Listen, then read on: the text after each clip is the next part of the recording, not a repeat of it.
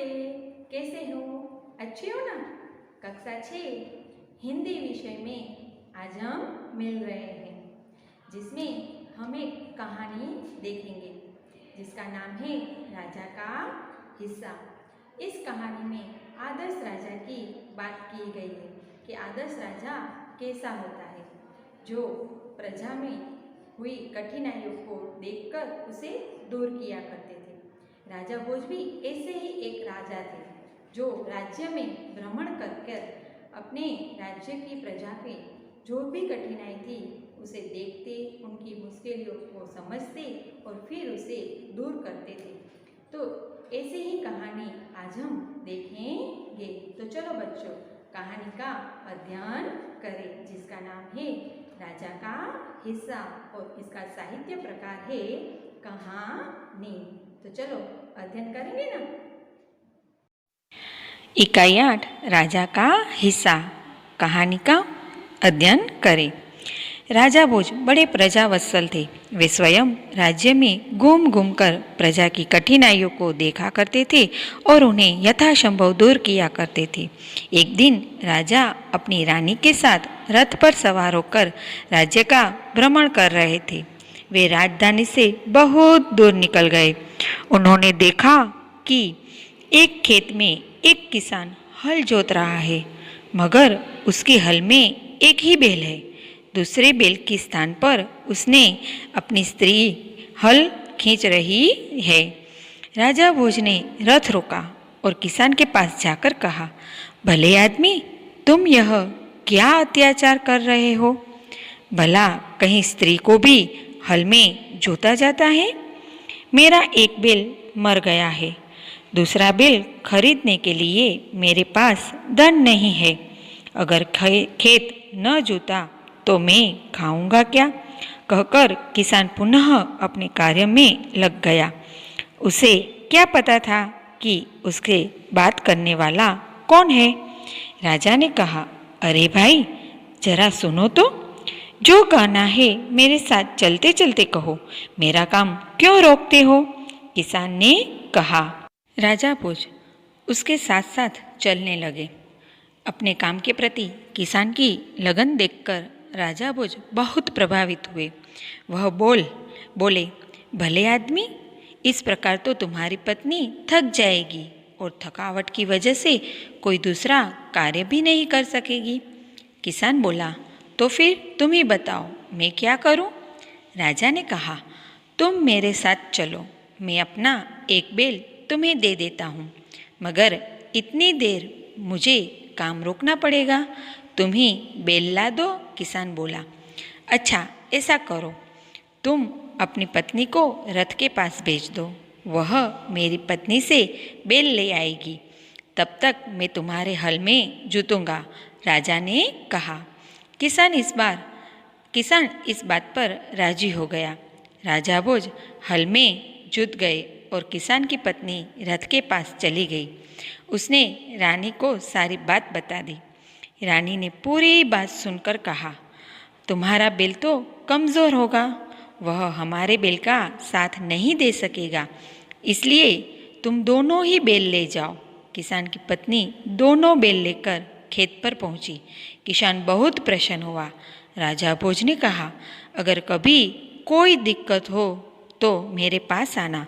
कहकर राजा भोज ने उसे अपना परिचय दिया तो किसान बहुत शर्मिंदा हुआ। उसने राजा से बार बार क्षमा मांगी। राजा प्रसन्न होकर वापस चल दिए। उस बार उस किसान के खेत में बहुत अच्छी फसल हुई। उसके आश्चर्य का ठिकाना ना रहा जब उसने देखा कि खेत में जितने हिस्से को राजा भोज ने जोता था उसमें मोती उगे थे। बाकी के हिस्से में उम्दा किस्म के गेहूं उगे थे। किसान ने सारे मोती इकट्ठे किए और राजा भोज के पास जा पहुंचा। उसने सारे मोती राजा भोज के चरणों में रख दिए और राजा को सारा किस्सा कह सुनाया। राजा ने कहा, ये मोती तुम्हारे खेत में उगे हैं, इन पर तुम्हारा हक है, इन्हें तुम्हें अपने अधिकार में रखो। नहीं महाराज, यह आपके परिश्रम का प्रताप है, इसलिए मैं इन्हें नहीं ले जाऊंगा। मेरी प्रार्थना है कि आप इन्हें राजकोष में जमा कर ले और गरीबों की भलाई के लिए काम में ले। किसान ने प्रार्थना की। राजा किसान की बात सुनकर बहुत प्रसन्न हुए और उन्होंने मोती स्वीकार कर लिए। तो देखा बच्चों, एक राजा कितना महान होना चाहिए और उसका जो भी कार्य है वह आदर्श होना चाहिए। इस इकाई में बहुत सारे शब्दार्थ आते हैं और उसमें रूढ़ि प्रयोग भी आते हैं, तो हम इनका अध्ययन करेंगे। शब्दार्थ में प्रजावत्सल, प्रजा प्रेमी, स्वयं, खुद, यथासंभव, जो संभव है, भ्रमण यानी कि घूमना, अत्याचार, जुल्म, पुनः, फिर से, दोबारा, थकावट यानी कि थकना, कमज़ोर, निर्बल, अशक्त, दिक्कत, बाधा, परेशानी, उम्दा किस्म यानी कि उत्तम प्रकार का। इसके अलावा भी बहुत से ऐसे शब्द हैं जो शब्दार्थ में है, जैसे कि वजह, तो उसका अर्थ क्या होगा? कारण। राजी होना यानी कि प्रसन्न होना। हिस्सा तो भाग।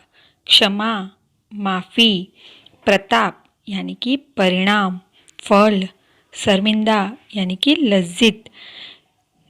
तो इस तरह आप शब्दार्थ अपनी नोट में लिखेंगे। मुहावरे का अर्थ देकर वाक्य प्रयोग कीजिए। पता होना, जिसका अर्थ होगा मालूम होना। आश्चर्य का ठिकाना न रहना, बहुत आश्चर्य होना। शर्मिंदा होना, लज्जित होना। तो आप मुहावरे का अर्थ लिखकर वाक्य प्रयोग करेंगे।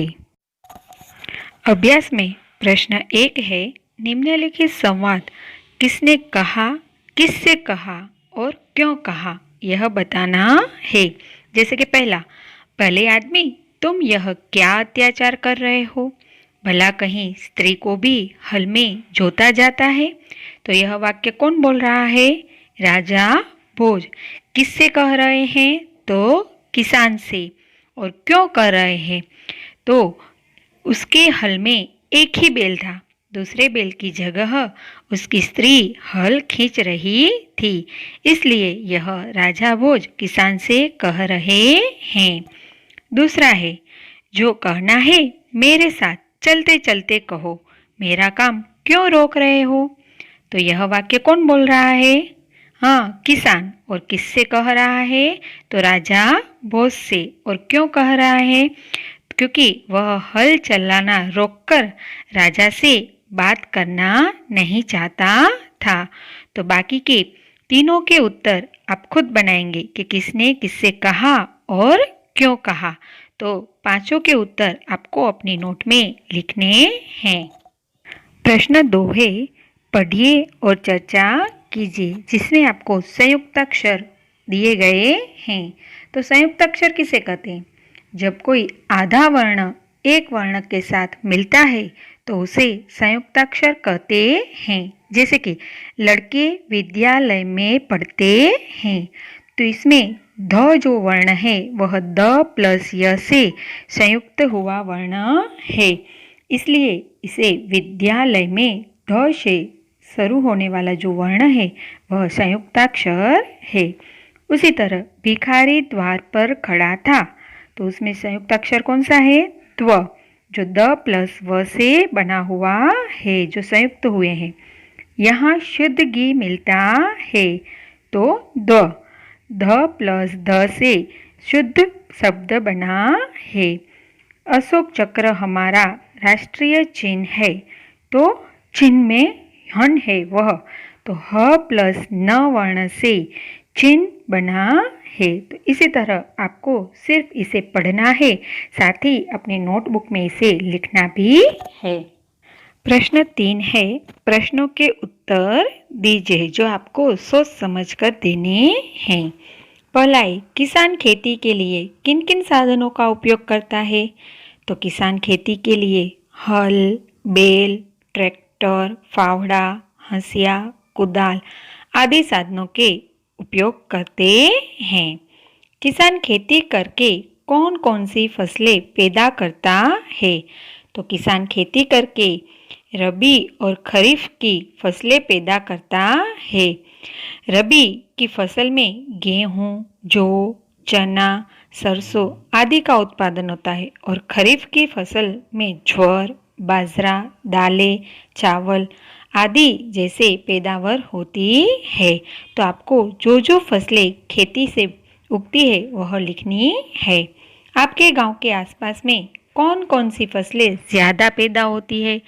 तो हम लिख सकते हैं कि हमारे गांव के आसपास रबी की यानी कि गेहूं की, चने की आदि फसलें हमने देखी ना, तो वह ज़्यादा पैदा होती है। किसान हमें किस प्रकार उपयोगी है? तो किसान तो हमें बहुत प्रकार उपयोगी है। किसान की मुख्य उपयोगिता गांव में होने वाली खेती में है। खेती करने पर तरह तरह के अनाज और सब्जियां वह पैदा करता है।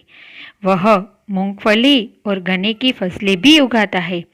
उसके द्वारा उत्पन्न अनाज, सब्जियां आदि चीज़ें बाजार में बिकने के लिए आती है और कई प्रकार के फल भी वह उगाते हैं। तो किसान हर प्रकार की फसलें उगाते हैं। क्या आप किसान बनना चाहते हैं? हाँ तो क्यों और नहीं तो क्यों? इस प्रश्न का उत्तर आप खुद अपनी सोच समझ से लिखेंगे। आप बैलगाड़ी में बैठकर घूमना चाहेंगे या मोटर गाड़ी में? तो यह भी आपको पता है, क्योंकि आपको क्या पसंद है, बैलगाड़ी या मोटर गाड़ी? तो इस प्रश्न का भी उत्तर आप खुद लिखेंगे। 7वां प्रश्न है, पशु हमारे मित्र है, इस विषय पर चर्चा कीजिए। तो यह तो सिर्फ चर्चा का प्रश्न है। तो आप अपने मम्मी पापा के साथ या अपने आसपास में जो दोस्त है उनसे डिफरेंट में यानी कि अलग अलग बैठकर इस विषय पर आप चर्चा कर सकते हैं। तो आपको यह संवाद के रूप में चर्चा करनी है, इसे नोट में लिखना नहीं है। इसके बाद आपको स्वाध्याय दिया गया है, जिसमें प्रश्न 1 है, निम्नलिखित प्रश्नों के उत्तर लिखिए, जिसमें आपको 7 प्रश्न दिए गए हैं। आप इन 7 प्रश्नों का उत्तर लिखेंगे। पहला प्रश्न है, राजा भोज ने भ्रमण करते हुए क्या देखा? तो राजा भोज ने भ्रमण करते हुए एक गांव के निकट पहुँचे।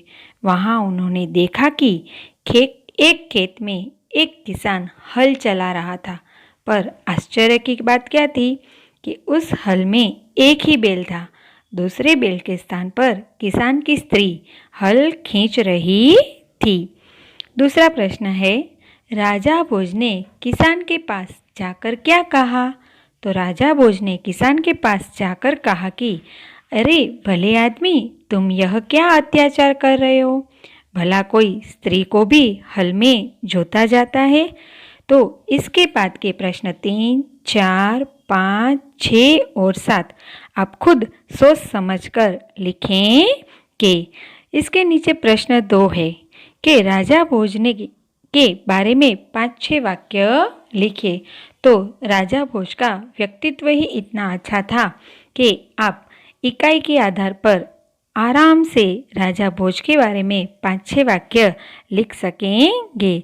तो आप अपनी सूझबूझ से यह सभी प्रश्न के उत्तर अपनी विचार सरणी के द्वारा लिखेंगे। स्वाध्याय में प्रश्न 3 है, सही जोड़े मिलाइए। लेकिन इस बार इसमें आपको मुहावरे दिए गए हैं, जो सभी मुहावरे आँख पर से। आप अविभाग देख रहे हैं ना, कि आँख खुलना, आँख लगना, आँख चुराना, आँख दिखाना, आँखों का तारा, आँखों में चमक आना। तो इन सभी मुहावरों के अर्थ आपको ब में दिए गए हैं। तो इसमें से ढूंढकर आपको इसे सही जोड़े से मिलाना है। जैसे कि सबसे पहला आँख खुलना, तो सही बात का ज्ञान होना। तो ब विभाग में जो 5वां है वह उसका उत्तर है। आँख लगना यानी कि एकदम से सो जाना। तीसरा है आँख चुराना, सही बात से टल जाना। आँख दिखाना, क्रोध करना। आँखों का तारा होना, बहुत प्रिय होना। आँखों में चमक आना, तो क्या होगा? हाँ, प्रसन्न होना। तो इन सभी मुहावरों का अर्थ देकर आपको प्रश्न 4 में उसके वाक्य बनाकर लिखने हैं। प्रश्न 5 है, निम्नलिखित शब्द विशेषण हैं, उन शब्दों का वाक्य प्रयोग कीजिए। तो सिर्फ वाक्य नहीं बनाना, लेकिन जो शब्द आपको दिया है वह वाक्य में विशेषण के रूप में आना चाहिए। जैसे कि आपको उदाहरण दिया है, एक, तो किसान के पास एक बैल था। तो किसान के पास बैल था ऐसा हम लिखेंगे तो वह विशेषण नहीं होगा, लेकिन किसान के पास एक बैल था तो जिससे एक का पता चलता है। उसी तरह दूसरा है प्रजावत्सल। तो आदर्श राजा प्रजावत्सल होता है। बड़ा, रमन मोहित का बड़ा भाई है। तीसरा है आगे का होनहार, यानी कि सचमुच तुम बहुत होनहार लड़के या लड़की हो। मेहनती, भारत के किसान मेहनती होते हैं।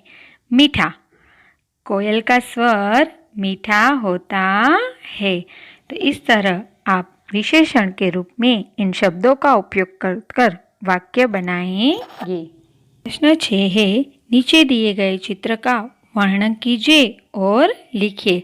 तो इसमें तो आप अच्छी तरह से लिख सकते हैं क्योंकि कई बार आपने चित्र का वर्णन लिखा है। जैसे कि इस चित्र में एक गांव का दृश्य है। गांव में कुछ पक्के मकान और कुछ साधारण मकान दिखाई दे रहे हैं। गांव में एक मंदिर भी है, उसके शिखर पर ध्वजा लहरा रही है। गांव के बाहर एक पक्का कुआं है, कुएं से कुछ दूर एक बैल खड़ा है। गांव में जाने का रास्ता साफ सुथरा है। एक लड़का और एक लड़की गांव में जा रहे हैं। चित्र में एक और गांव से लगे हुए खेत है तो एक और तैयार फसल दिखाई दे रही है। पौधों पर कलियां है। खेत में बैठे हुए व्यक्ति के हाथ में हंसिया है। दूसरे खेत में धान के पौधे हैं। खेतों के आसपास पेड़ लगे हुए हैं। आकाश में पंछी उड़ रहे हैं। तो इस तरह आप एक सुंदर से गांव को देख रहे हैं और आप इसे अपनी तरह से भी वर्णन सुंदर विचारों में लिख सकते हैं। इसे नीचे आपको दिया गया है। निम्नलिखित परिच्छेद का मातृभाषा में अनुवाद कीजिए। मातृभाषा यानी कि गुजराती में। कि राजा भोज ने रथ रोका और किसान के पास जाकर कहा, भले आदमी तुम यह क्या अत्याचार कर रहे हो? भला कहीं स्त्री को भी हल में जोता जाता है? तो इसका मातृभाषा यानी कि गुजराती में क्या होगा? ભોજ રાજાએ રથ રોક્યો અને ખેડૂતની પાસે જઈને કહ્યું, ભલા માણસ, તું આ કેવો અત્યાચાર કરી રહ્યો છે? અરે, ક્યાંય સ્ત્રીને શું હળમાં જોતરાતી હશે? उसके बाद प्रश्न ब में है आपको 7 ब में कि शब्दकोश के क्रम में लिखे। तो जिसमें आपको एक बॉक्स के अंदर एक पर्ची में बहुत सारे शब्द दिए गए दिखाई दे रहे हैं। उन शब्दों को आपको शब्दकोश के क्रम में लिखना है। सबसे पहला होगा किसान, उसके बाद खेत, फिर प्रजा, उसके बाद प्रसन्न, उसके बाद फसल, बैल, राजा और अंतिम शब्द होगा स्त्री। तो आप इस तरह शब्दकोश के क्रम में इसे रखेंगे और लिखेंगे। अंत में आपको एक योग्यता विस्तार दिया गया है जिसमें पंचतंत्र की कहानियाँ आपको पढ़नी है और लिखनी में है, सिर्फ पढ़नी है। और इससे अच्छी लगे उसे कक्षा में आप आ नहीं रहे तो अपने घर पे मम्मी पापा को सुनाएंगे। दूसरा है उसमें शरीर के अंगों से बहुत सारे मुहावरे हमने देखे हैं तो उनको आपको ढूंढना है और लिखना है। जैसे कि आँख, आँख पर से हमने बहुत सारे मुहावरे देखे ना। उसी तरह कान, तो कान देना, कान लगाना। उसी तरह पलक है तो पलक न लगना, पलक बिछाना, पीठ है तो पीठ दिखाना, पीठ फेरना, सिर से तो सिर पीटना, सिर झुकाना। तो आप ऐसे बहुत सारे मुहावरे शरीर के अंगों के नाम पर से ढूंढेंगे और लिखेंगे। तो चलो बच्चों, स्वाध्याय और अभ्यास में गृह कार्य क्या क्या करेंगे? तो अभ्यास में प्रश्न 1, प्रश्न 2, प्रश्न 3 और स्वाध्याय में प्रश्न 1, प्रश्न 2, प्रश्न 3, 4, प्रश्न 5, प्रश्न 6 और प्रश्न 7 अ और ब लिखेंगे। तो कहानी में मज़ा आया ना? राजा का हिस्सा। तो कहानी अच्छी तरह से पढ़ेंगे और इसमें अच्छी तरह से सभी वाक्य याद भी करेंगे। तो फिर मिलेंगे। अस्तु।